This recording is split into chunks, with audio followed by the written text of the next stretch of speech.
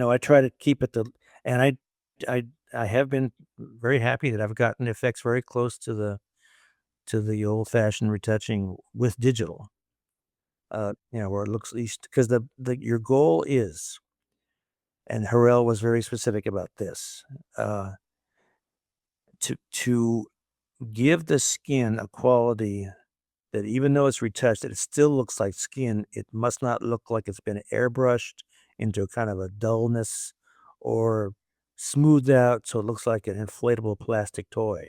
It has to look like skin. And that's one of the things about that technique with the pencil, you're making these kind of figure eight things that mimic pore structure. So it does look like skin. Has the same luminosity. In other words, the idea that light is shining into the skin and then coming out again.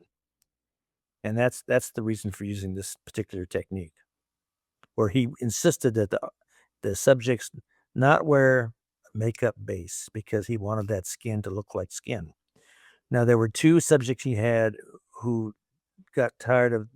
They said, "Oh no, no, I want to look a certain way, closer to how I look on the movie screen." So that was Norma Shearer and Jean Harlow. Both insisted on wearing this very white makeup, and he dealt with it. And frankly, those pictures are no less effective for their wearing makeup, but it's not the same effect that you get with a Crawford portrait, where you can. It's like alabaster, the skin, but still it's skin. It's interesting to see the sort of progression of retouching, from the early, like I said, the late 20s, early 30s onwards uh, throughout the decade.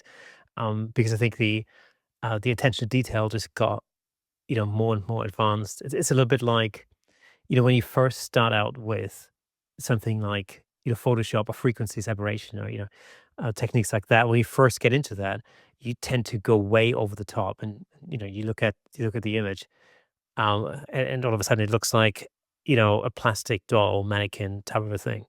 Um, it's just that ability to scale that back to the point where it looks natural is something I think that requires expertise and experience over time. Well, you're very right. And one of the important rules is narrative to change the basic contour of the face because then it's no longer the same person.